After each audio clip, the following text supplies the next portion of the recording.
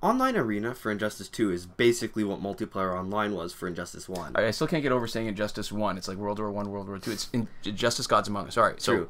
Similar to Injustice, you rank higher each week to get better rewards, and it's similar to Mortal Kombat X, at least Mortal Kombat X recently, or semi-recently, that there's an online store with exclusive online currency. right, arena medals. So yeah, another currency. I'm not a big fan of that. A new thing in both the online arena and campaign actually is a threat score of a card.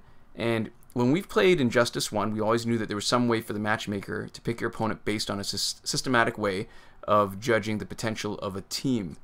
But now it's much more transparent. Well, I guess not entirely, but you can see it at least with a specific number for how the game judges your team and judges the opponent's team. Yeah. And so the threat level of the team that you face determines how much battle rating you get for winning the fight. So until we actually have a much more developed roster, it's going to be hard to know exactly what the maximum battle rating is and what the increments are. But for now, the general idea is that you get more battle rating with more threatening cards, I guess. Enemy threat, team threat. Yeah. Your team threat level is typically higher than the individual threat levels of each of the individual characters you're adding. So you can see that as we're moving them up and down, that it comes close, but it's not exactly where you add a couple of really crappy guys and all of a sudden their team threat level is higher than what would have been. Yeah, because that went from 8 to 10,000, and that guy's threat level is less than 1,000. Right. So you don't really want to just add deadweight or guys that you don't want to use, because that could still force you to face harder opponents. And we found that having an unbalanced team makes the fights much, much easier. There's less battle rating, but you've got a much better chance of winning, or we do. And the ultimate unbalanced team, which we're showing you now, is a team of one, which is something that Injustice 2 lets you do, but we could never do in Injustice Gods Among Us. And this strategy works particularly well if you have lots of time to play. So one thing that you may have noticed when we were clicking on it, there's 5 bars at the bottom when we're making up the team. They call them pips. They're kind of tic-tac shaped. Yeah. So playing in arena is completely different as far as energy compared to playing in campaign. Playing in arena is tied into pips for each card, so you can fight 5 times with any given card in arena before you need to wait for the total recharge. I think it's like once a day. Or you could spend, precious gems to recharge earlier. But this arena actually encourages you to play with different characters, because each character has their own basic, arena energy. Yeah.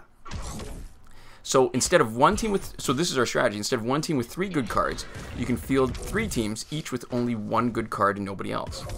Now it might be counterintuitive, but you actually net after all the fights, you get better battle rating. So these particular characters give us 750 points for finishing a fight.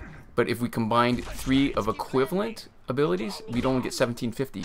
And what we should have gotten if we were just adding it together would have been 2250. Yeah, so you have to play 3 times as many battles, but each battle is individually a little bit easier, and you get some extra battle points, right? Yeah. You get 500 extra battle points essentially. And on the balance, I like this strategy a lot more, because not only does it give you more battle points, but it gives you more time to play around with one particular character when they're the only one in that particular fight.